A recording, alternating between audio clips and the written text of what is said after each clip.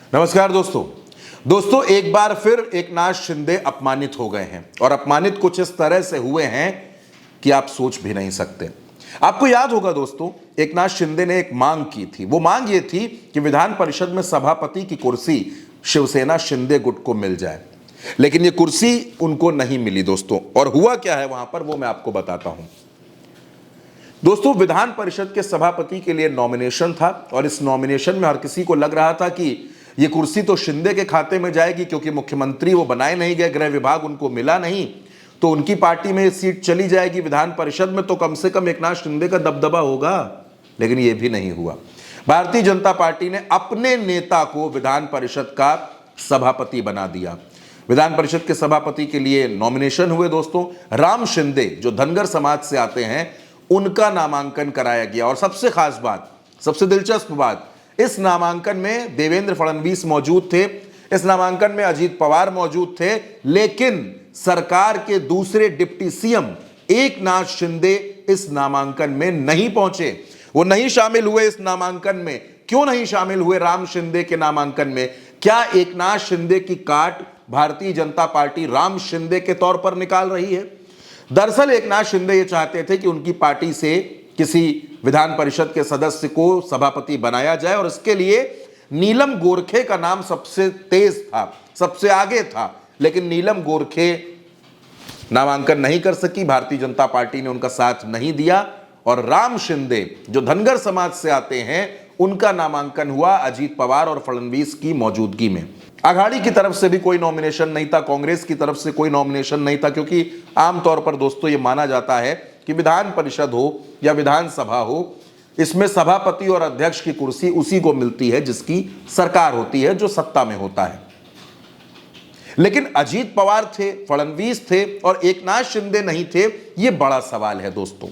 एकनाथ शिंदे को गृह विभाग नहीं मिला, एकनाथ शिंदे को मन मुताबिक विभाग नहीं दिए गए, उनके मंत्रियों की संख्या नहीं बढ़ाई गई, सीएम की कुर्सी नहीं दी गई, तमाम मिन्नतें हुई, और अब विधान परिषद के सभापति से भी उनकी पार्टी का पत्ता काट दिया गया।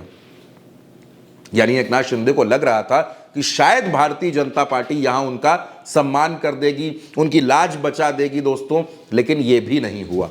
एकनाथ शिंदे को एक एक करके बार बार लगातार अपमानित किया जा रहा है, और एकनाथ शिंदे बड़े बेबस, बड़े मजबूर नजर आते हैं, खामोश भी हैं, चुप भी हैं, कुछ बोल नहीं रहे हैं। अब उनकी चुप्पी कितनी खतरनाक बनेगी महायुति के लिए, कितनी खतरनाक बनेगी दिल्ली दरबार के लिए, यह भी आने वाला वक्त तय करेगा।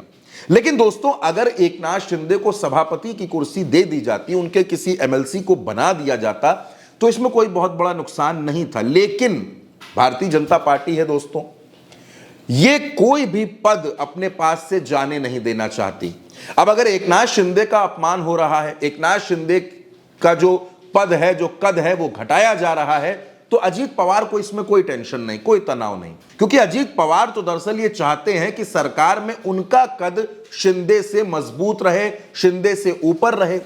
इसलिए अगर भारतीय जनता पार्टी शिंदे के साथ कोई अन्याय करती है, तो अजीत पवार बड़ी खामोशी के साथ उसे स्वीकार कर लेते हैं, उसे मान लेते हैं। बार बार वो शिंदे का अपमान करने की कोशिश करते हैं। याद कीजिए दोस्तों, जब सरकार बनने की तस्वीर साफ हो रही थी, एकनाथ शिंदे बीच में बैठे थे, एक तरफ फडणवीस, एक तरफ अजीत बैठे थे।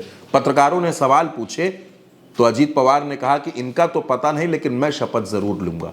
आप वो वीडियो भी देखिए, मैं चाहता हूं। ये ना उनका समझ में आएगा, मैं तो लेने वाला हूं। अब दोस्तों, ये दिखाने के लिए काफी है कि एकनाथ शिंदे की दरअसल महायुति में स्थिति क्या है, वो महायुति में कहां तक मजबूत हैं, कहां तक कमजोर हैं। लेकिन दोस्तों, विधान परिषद में सभापति की कुर्सी शिंदे की पार्टी के पास नहीं आई है, ये महाराष्ट्र का बड़ा घटनाक्रम है। और उससे भी बड़ा घटनाक्रम यह है कि अजीत पवार और फडणवीस तो पहुंचते हैं नॉमिनेशन में, नामांकन में, विधान परिषद के सभापति के, राम शिंदे के, लेकिन एकनाथ शिंदे उसमें नहीं आते। अब एकनाथ शिंदे का दूरी बनाना, एकनाथ शिंदे का ना आना, यह महाराष्ट्र में कौन सी नई सियासी उथल पुथल को जन्म दे देगा, यह भी एक बड़ा सवाल है दोस्तों। फिलहाल इस खबर पर आपकी जो भी राय हो, आप अपनी राय हमें कमेंट बॉक्स में जरूर बताइएगा, और उल्टा चश्मा यूसी को सब्सक्राइब करना बिल्कुल मत भूलिएगा।